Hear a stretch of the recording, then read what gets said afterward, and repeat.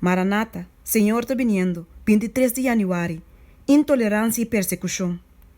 Se não perseguir-me, você também não o persegui. Se não aguarda minha palavra, não o aguarda de você também. Juan 5, versículo 20. Persecução é uma diferente forma de desenvolvimento de um princípio que queda existir, tanto que Satanás existir e tanto que o cristianismo tem poder vital.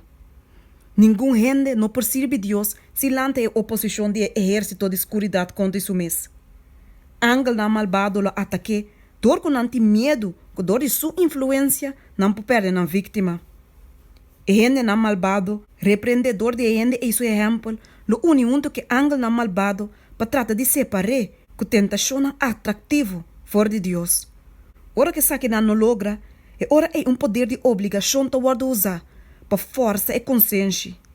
Pero tanto tempo Jesus, tem seu mediador, tem santuário celestial, e governante nan e ene nan lo queda sinti e influência restritiva do Espírito Santo. Tem a certo grado, tem ainda e influência da contra a lei nan de terra. Se a lei nan aqui não estava da tei, a condição do mundo lo estava mais pior fora do que está agora aqui. Mientras que o golpe de nos governante nan, tá gente nan ativo de Satanás, toch Deus também tem sua agente nan entre líder nan de nação. E inimigo te instiga su servidor nan para proponer medida nan que grandemente los trova e trabalho de Deus.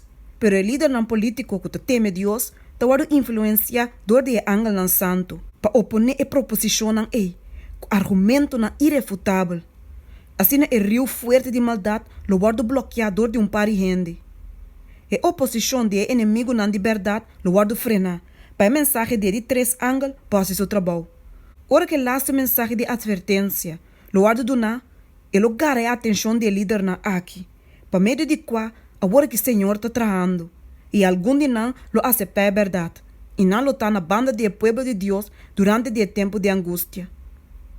Assim, regocija o Yunan de Sion, e seja contento do Senhor vosso Deus. Joel 2, versículo 23. E los de den último dia, Deus te avisa, que lo me baixa de meu espírito riba inteira humanidade. E lo te assina, que quem invocar o nome do Senhor, lo está salvar. Hechos 2, versículo 17 e versículo 21. A grande obra do Evangelho lo não clausura com menos manifestação do poder de Deus, for de lo que sua abrida a guarda marcar com ele.